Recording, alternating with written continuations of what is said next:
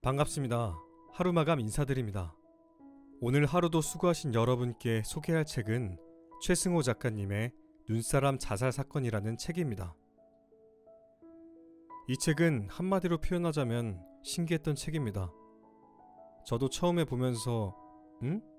했던 것들이 다시금 재차 읽게 되면서 생각을 많이 하게끔 하더라고요. 은유적으로 표현한 것들이 많다 보니까 거기엔 작가님이 생각한 의도가 있을 거란 생각이 듭니다. 그걸 생각하면서 보는 재미도 있었고 피식하고 웃음이 나오는 글도 있었던 것 같습니다. 오늘 이 책을 들으시면서 여러 감정을 느끼시길 바라는 마음으로 읽어드리겠습니다.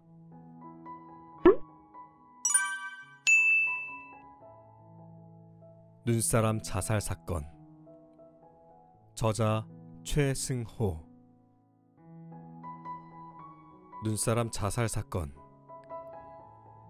그날 눈사람은 텅 빈 욕조에 누워 있었다. 뜨거운 물을 틀기 전에 그는 더 살아야 하는지 말아야 하는지 곰곰이 생각해 보았다. 더 살아야 할 이유가 없다는 것이 자살의 이유가 될 수는 없었으며 죽어야 할 이유가 없다는 것이 사는 이유 또한 될 수 없었다. 죽어야 할 이유도 없었고 더 살아야 할 이유도 없었다.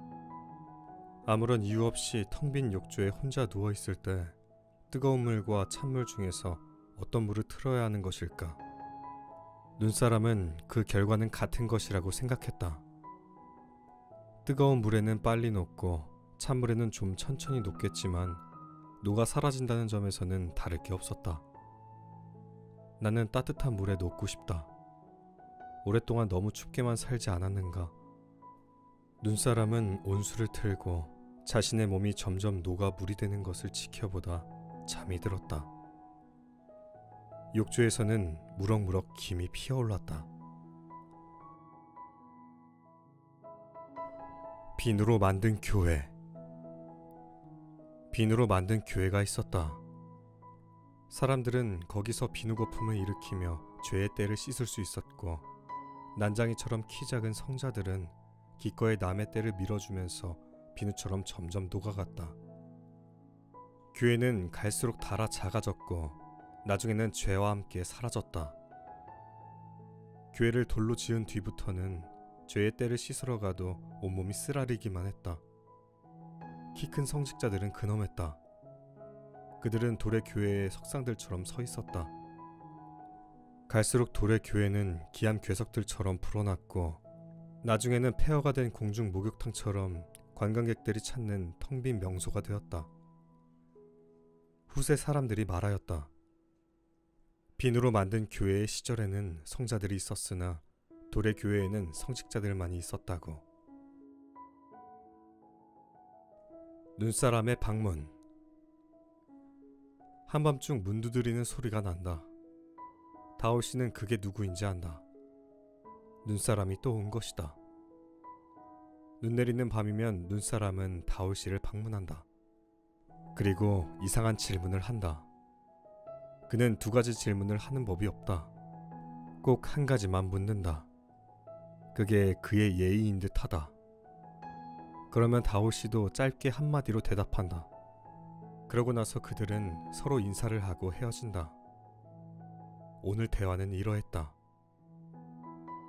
왜 나는 팔이 없나요? 나는 팔이 왜 있는지 모르겠어. 도둑. 저는 고삐를 하나 훔쳤을 뿐입니다.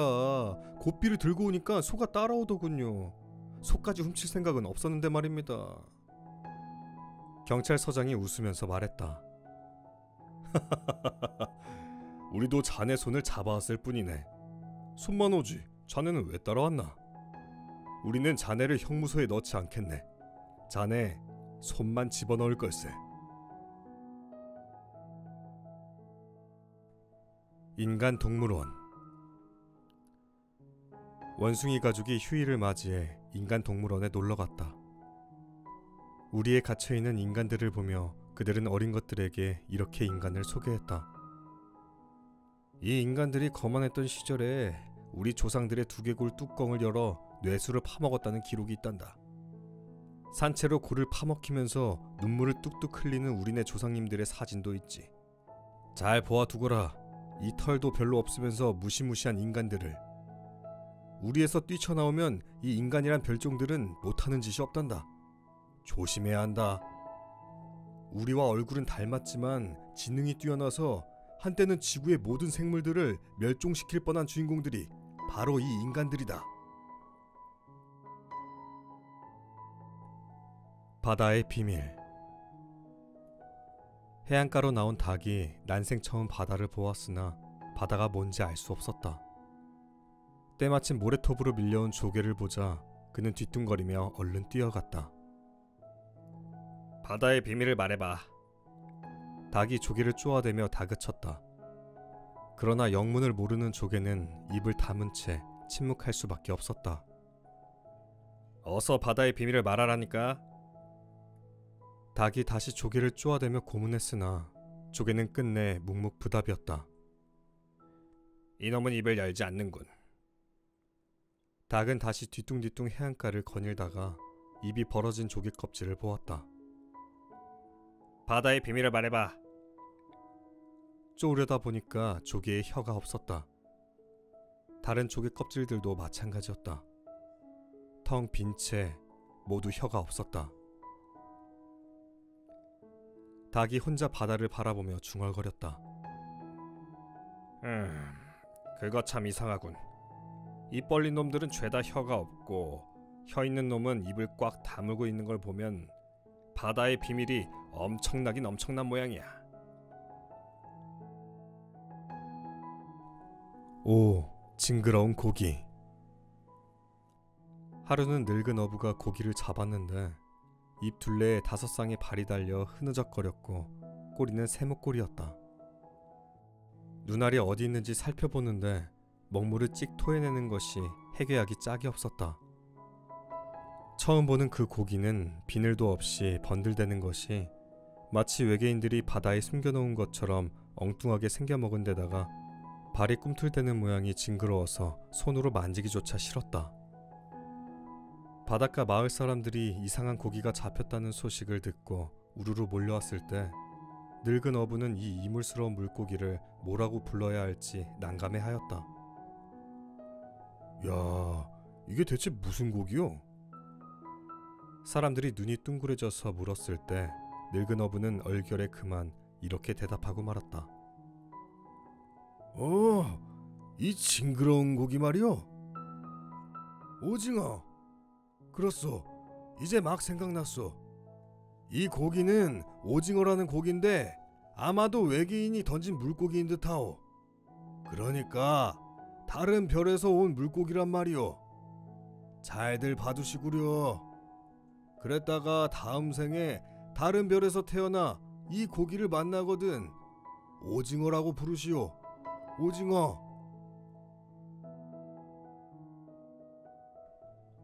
벌목.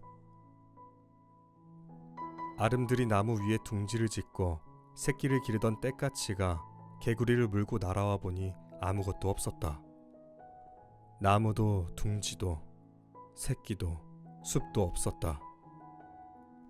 아니, 지구가 어디로 갔지? 당황한 떼까치의 부리에서 죽은 개구리가 떨어졌다. 안개. 안개라고는 본 적이 없는 원숭이의 우두머리가 원숭이 무리를 모아놓고 말했다. 내가 어제 우연히 사람들의 말을 엿듣다가 안개라는 무서운 개가 있다는 걸 알게 되었다. 안개는 보통 개가 아니다. 그 개는 물에서 나와 하늘을 달리는데 머리와 꼬리가 어디 있는지 알 수 없을 정도로 몸집이 크다. 게다가 뿌연 김을 내뿜어 아무것도 볼 수 없게 만든 다음 원숭이들을 잡아먹는다고 한다. 너희들 중에서 나에게 대드는 놈을 나는 그 무시무시한 개 먹이로 던져줄 것이다. 조심들 하라. 그리고 내가 우두머리라는 걸 잊지 마라. 겁에 질린 원숭이들이 복종의 표시로 우두머리에게 거수 경례를 했다. 앵무새 학교. 조회 시간이었다. 세 장을 뒤집어 쓴 앵무새 학생들이 운동장에 줄을 맞춰 모여 있었다. 단상에 대머리 앵무새 교장이 올라와서 엄숙하게 말씀하셨다. 오늘 할 말은 어제 한 말과 같다.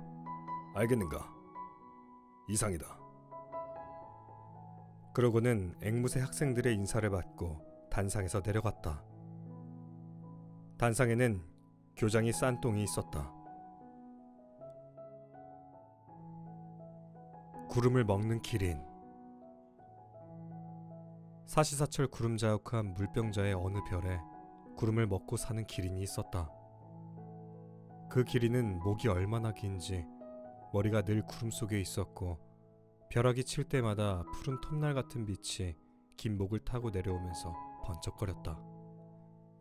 목 짧은 기린의 무리가 목이 기다란 기린을 선지자로 여기고 따라다니며 하늘의 일에 대해 물을 때마다 그 기린은 이렇게 대답했다. 내 눈앞은 늘 뿌옇기만 한데 천상의 일을 꼬치꼬치 물어서 무엇하겠는가. 그대들은 그저 평화롭게 풀을 뜯으며 살아가라. 나는 하늘의 벌을 받은 기린일 따름이다. 주제넘게 하늘의 일을 넘보다가 먹어도 배고픈 구름을 평생 먹는 형벌을 받은 것이다.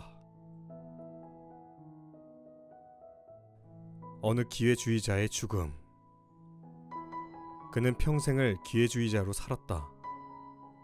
이에 득실로 얽힌 세상에서 손해보다는 이익을 취하면서 살다 보니 주위에 남는 사람이 아무도 없었다. 노년은 쓸쓸했다. 외로움을 달래주는 것은 사과개짝에 담아놓은 돈뿐이었다. 어느 날 그에게 죽음이 찾아왔다. 마지막 기회처럼. 그러나 아무리 생각해봐도 이득이 될 게 떠오르지 않았다. 어쩐다. 국리 끝에 그는 금으로 만든 관 속에서 죽기로 했다. 그는 금 관 속에서 죽었다. 어느 날 금을 탐낸 도굴꾼들에 의해 그의 시체는 금 밖으로 버려졌다. 그것이 굶주린 쥐들에겐 기회였다. 배가 터지도록 쥐들은 그의 살을 먹어댈 수 있었으니까. 빵가게 주인. 자신이 만든 빵은 모두 제 것이라고 생각하는 빵가게 주인이 있었다. 그는 간판에도 자신의 이름을 내걸고 장사를 하고 있었는데 케이크이든 빵이든 과자든 간에 어떻게 해서든지 물건 한 구석에는 반드시 자신의 이름을 표시해 놓고 있었다. 이 빵은 별로 맛이 없어. 눈치 없는 손님의 혼잣말조차 그는 자신이 별로 맛이 없는 존재라는 뜻으로 받아들였고, 이 빵 좀 상한 거 아니에요? 하는 말을 자신이 부패한 게 아니냐는 질문으로 여기며 불쾌해했다. 나중에 빵가게 주인은 사람들이 돈을 내고 자신을 뜯어 먹으러 온다는 피해망상에 사로잡혔고 결국 빵집 문을 닫아버렸다. 빵이 맛있다고 말해줄걸. 손님 하나가 닫힌 빵집을 보며 섭섭해했다. 물 위에 쓰는 우화. 글을 쓰고 싶을 땐 강가로 나가 흐르는 물 위에 손가락으로 글을 쓰던 다올씨가 있었다. 그는 강가에서 혼자 슬퍼하기도 하고 웃기도 하였으나 우화집 한 권 내지 않았기 때문에 함께 웃은 독자도 없고 함께 눈물 흘린 독자도 없는 영원한 무명 작가였다.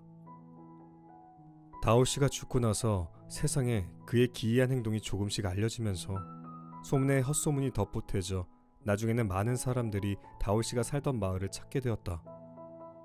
그가 손가락으로 글을 썼던 계야강은 관광지가 되었으며 작가의 집은 명소가 되었다.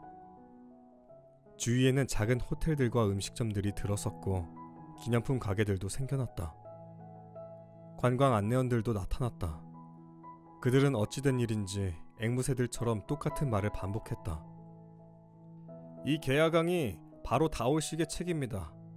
물의 책, 혹은 물의 우화집이라고 해도 좋겠지요. 글씨가 보이지는 않지만 이 흐르는 물에 숱한 우화들이 녹아 있습니다. 마을 사람들의 말에 의하면 다올씨가 강으로 내려오면 낚시가 전혀 안 됐다고 합니다. 슬픈 우화를 쓸 때면 물고기들이 슬퍼하여 먹을 생각을 하지 않았고 우스운 우화를 쓸 때는 물고기들이 입을 벌리며 물 위로 튀어 올랐다는군요. 물고기들만이 그의 독자인 셈이었죠. 아름답지 않습니까? 전해오는 이야기이긴 하지만 말입니다. 오늘도 끝까지 들어주신 여러분께 너무 감사드리고요. 그럼 이만 하루마감 인사드리겠습니다. 평안한 잠 주무세요.